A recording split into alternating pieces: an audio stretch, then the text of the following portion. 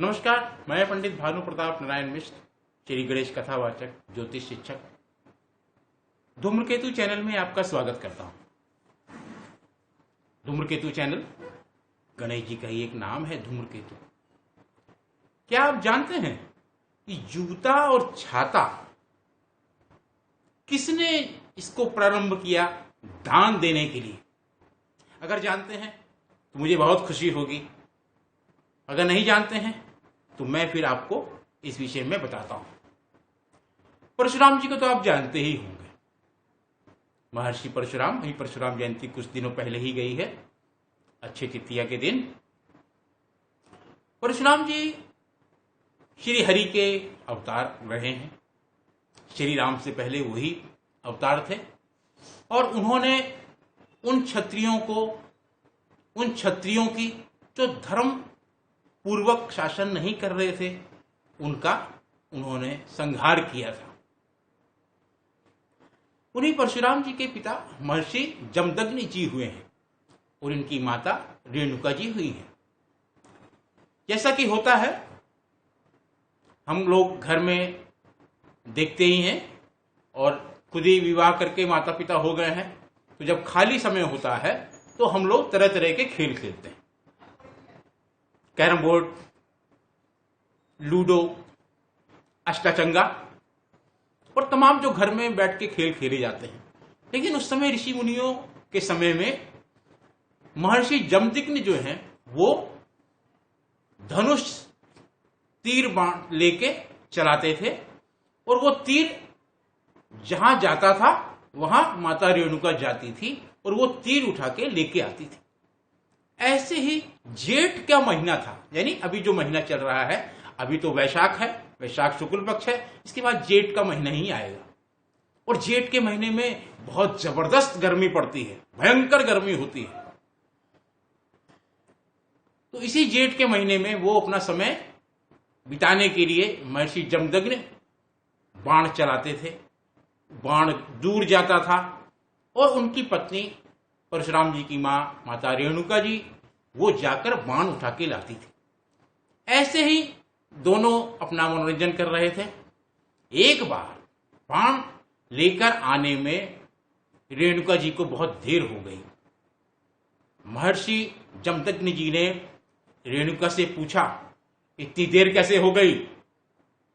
माता ने हाथ जोड़कर कहा, प्रभु गर्मी बहुत पड़ रही है, मेरे पांव जल रहे हैं, सर पे बहुत गर्मी लग रही है, इसीलिए बहुत देर हो गई, मैं एक पेड़ की छाया में थी। महर्षि जमदग्नि ने कहा, सूर्य की इतनी हिम्मत, तुमको उसने इतना कष्ट दिया, आज मैं इसको छोड़ूंगा नहीं, इसको आज मैं युद्ध गिरा के मारूंगा। सूर्यदेव घबरा गए क्योंकि वो जानते थे महर्षि का तप बहुत बढ़ा चढ़ा है और वो कुछ भी कर सकते हैं। तो तत्काल सूर्य नारायण योग बल से एक ब्राह्मण का रूप धारण करके उनके सामने आए और हाथ जोड़कर उन्होंने महर्षि जमदग्नि से कहा, हे महर्षि, आपको मेरा प्रणाम। सूर्यदेव का कोई दोष नहीं है, वो तो जल प्रदान करते हैं, कल्याण करते हैं। महर्षि जमदग्नि ने एक दफा उनको देखा और कहा, मैं अपने ज्ञान बल से तुमको पहचान गया हूं सूर्यदेव, आज मैं तुमको छोड़ूंगा नहीं, तुमने मेरी पत्नी को इतना कष्ट दिया। सूर्यदेव ने कहा, प्रभु इसमें मेरा कोई अपराध नहीं है, जेठ का महीना है और इसमें मैं पानी देने के लिए और फसल के लिए तमाम उसी तरीके से मुझे कल्याण करना पड़ता है। महर्षि ने कहा, नहीं, मैं तुमको छोड़ूंगा नहीं। तो सूर्य नारायण ने पुनः कहा, प्रभु मैं आपकी शरण में हूं, मेरा आपकी शरण में जब आ गया हूं तो मेरा संहार करना उचित नहीं है। महर्षि तो दयावान थे, ऋषि थे, तो उन्होंने कहा, ठीक है, तुम मेरी शरण में आ गए हो, अब मैं तुमको कुछ नहीं कहूंगा, लेकिन सूर्यदेव इसका कोई उपाय तो सोचो। तो सूर्यदेव ने कहा, प्रभु इसका उपाय तो है। उनका क्या उपाय है?